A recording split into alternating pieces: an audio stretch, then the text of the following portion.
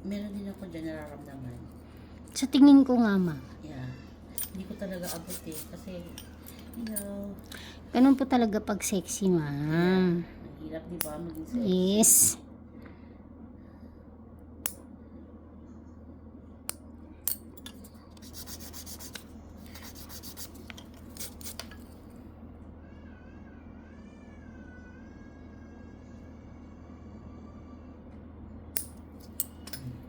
Sarap.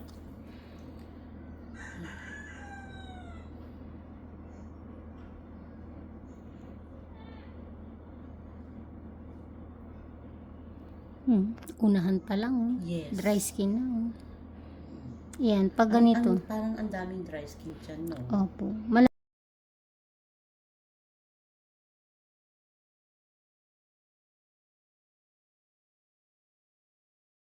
Handahanin mo. Diba? Kasi observe mo yung balat niya. Manipis eh. Yes. Ang laki. Meron pa po yan sa dulo. Oh my God. Ang sarap. Meron pa yan sa dulo. Balikan ko. Sarap. Makuha niya agad. Sarap. Ano po na, nakakahinga yung... At saka nung bago kami pumunta dito, ang kati-kati niya na. Kasi magpapalinis na siya kay ganun. At since nandito kami sa Kabuyaw, ano ang ino-offer nyo na food ng Kabuyaw? Nako, ma'am. Buko-roll lang po ang alam ko. Ay, nakabukol doon. Yung sa katapatan dinaanan niyo yun. Pinipilahan po yan. Para siyang Buko pie, gano'n. Mga ganun po. Pero naka-roll siya. Yun. Totoo. May Spanish bread din po sila doon. Ewan ko kung masarap. Ano yung Kasi bakery mo ba yun? Bakery... Hindi, buko-roll po pangalan niya. Bukol ang mga buko roll. Kasi Diyan sa daming may pila kanto? yan. Sa may katapatan po na daanan. Okay, Tapatan Road. Opo. Okay. kita ko. Ang lambot. Bumili tayo. Talagang bagong luto. Eh di bago tayo bumili tayo. Yung mga binalot. Anong binalot po? Yung binalot sa yung sa Yung binalot sa dahon ng saging.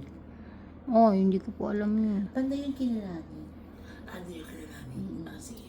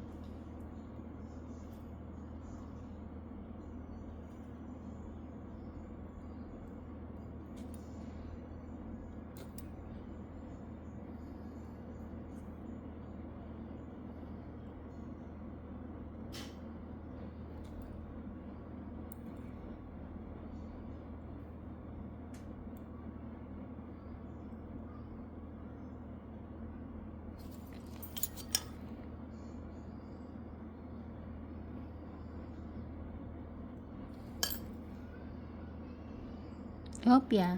Di pwedeng ituloy yun. Wait lang. Babalikan ko na lang. Makapit siya. Tapos